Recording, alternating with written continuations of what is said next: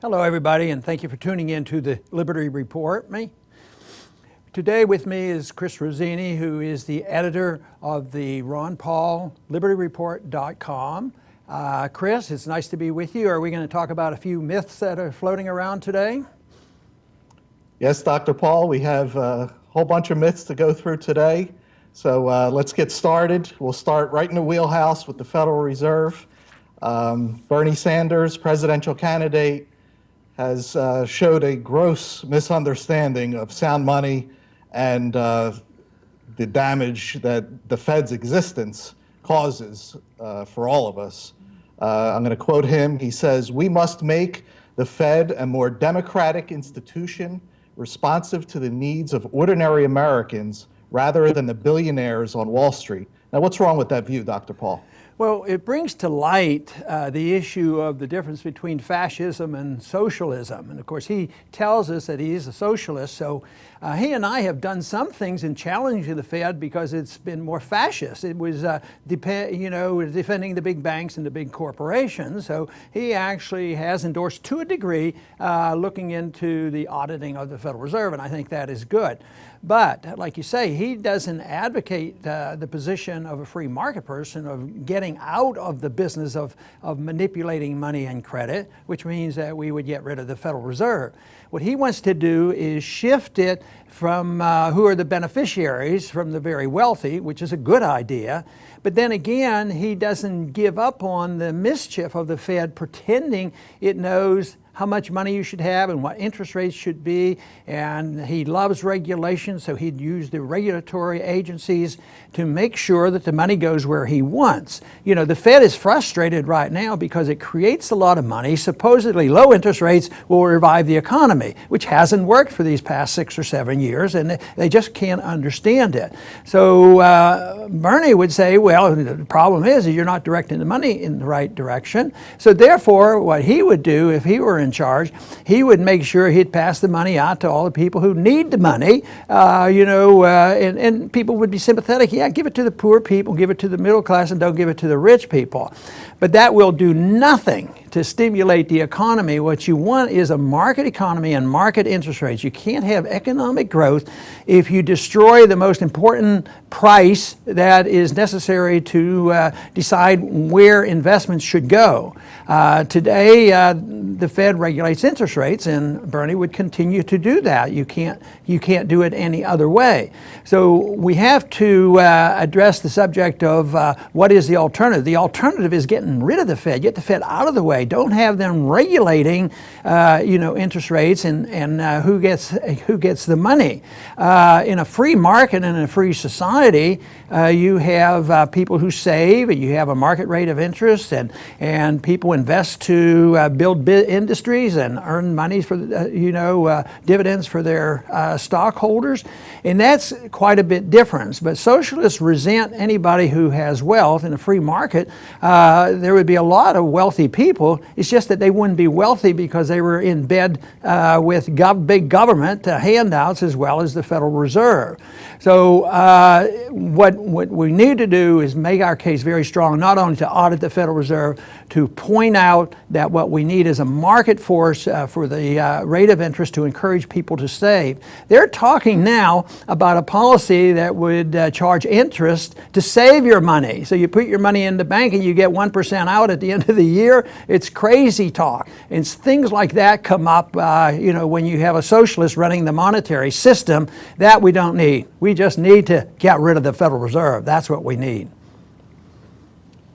Yes, next we'll move to the other Democratic candidate who is struggling right now, Hillary Clinton.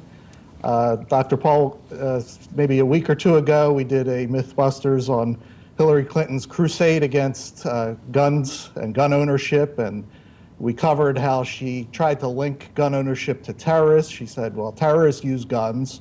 So she tried to do that, and her arguments are getting more bizarre by the day. Her latest is she believes that gun manufacturers should be sued after a shooting occurs. And here's a quote from Hillary. She says, "Ending the gun industry's immunity from lawsuits is critical to tackling the epidemic of gun violence in America." What's she doing here, Dr. Paul? She's avoiding the issue, and she's avoiding the principle that people who do things that harm others, they should be responsible.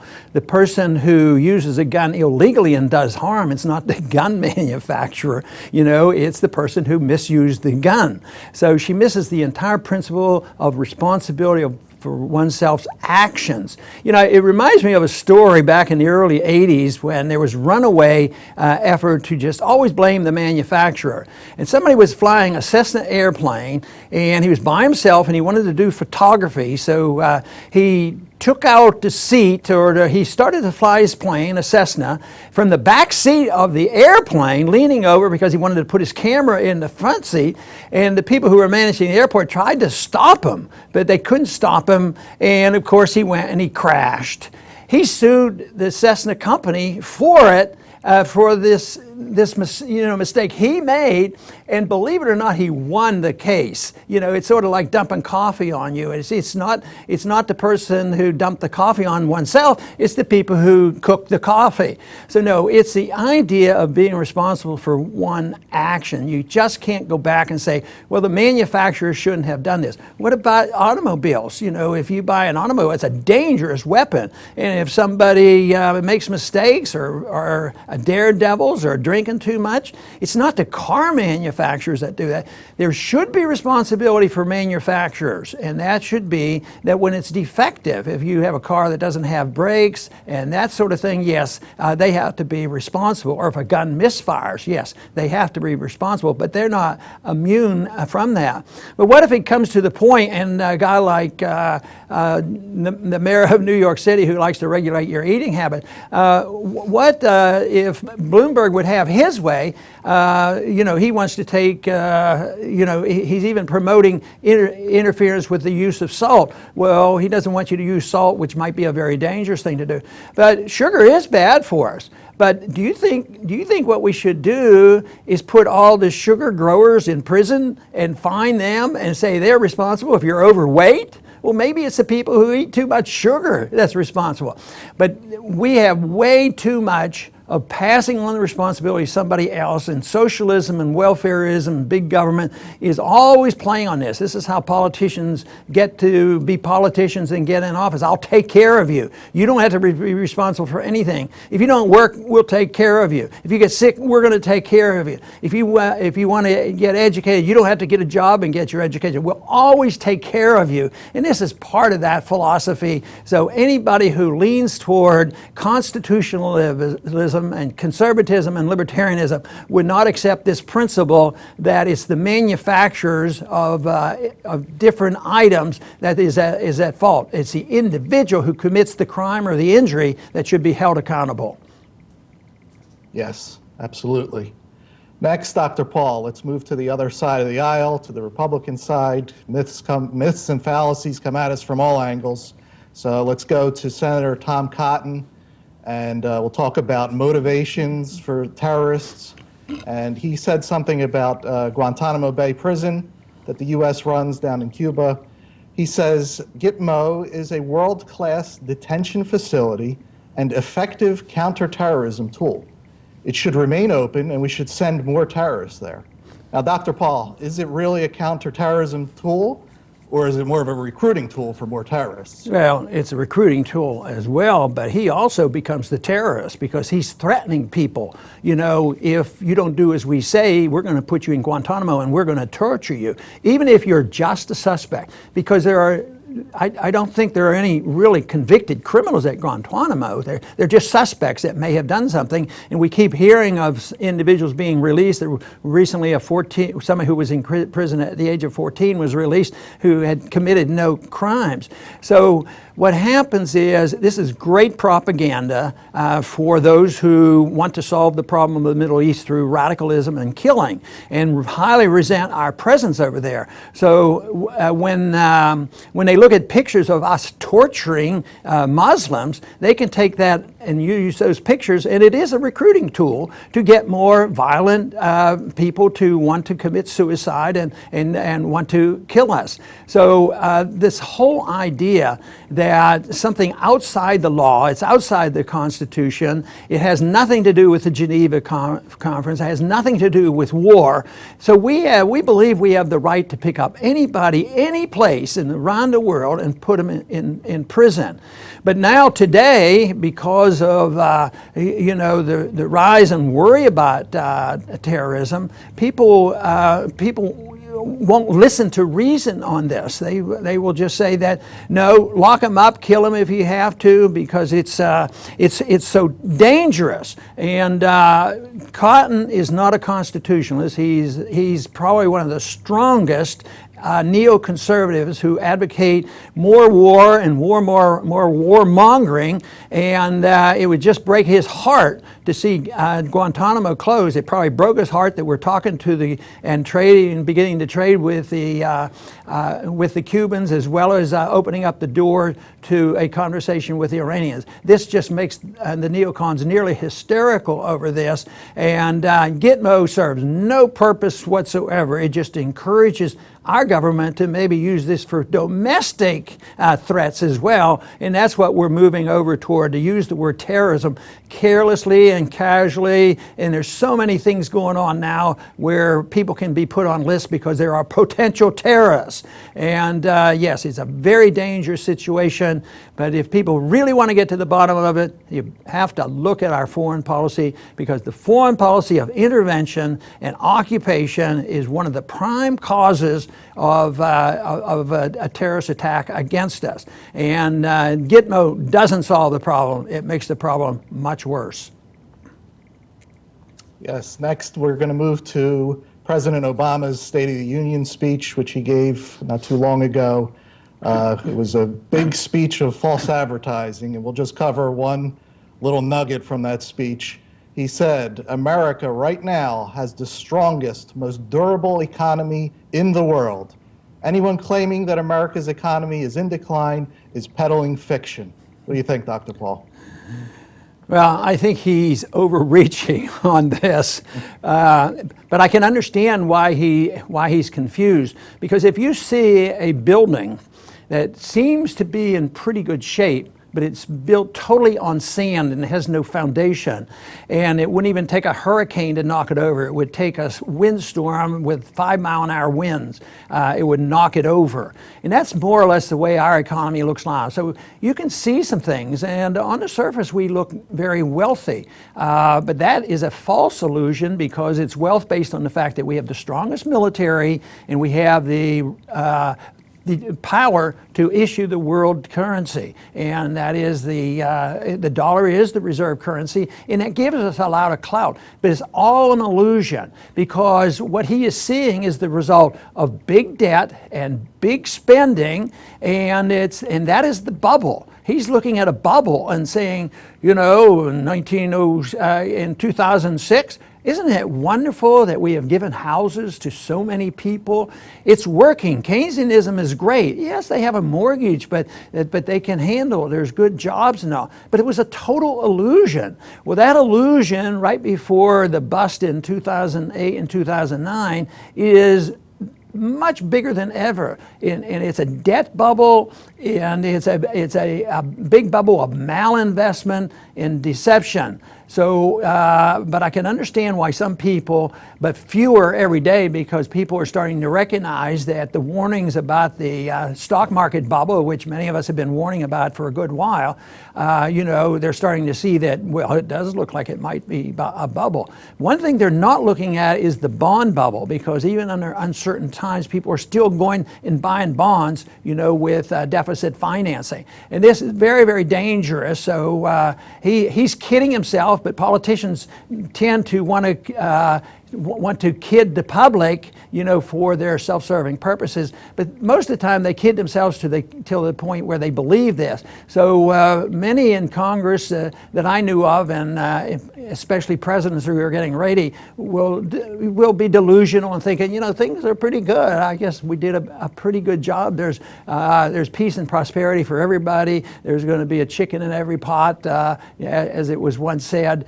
But the truth is almost exactly the opposite. We're sitting on a bubble, and a lot of people are getting poor. If he would look at the class of people that he claims he's protecting, the middle class and the poor, they're in big trouble. The retirees are in trouble. The unemployment rates are false and they're fictitious. So reality should bring not only the president down, but it also should bring the American people down. But what I sense, and a lot of people sense, the American people are waking up, and I think that's a little bit of what's causing the chaos in the presidential election. People are recognizing the problem, but unfortunately, they're not looking in the right direction for the solution. Right.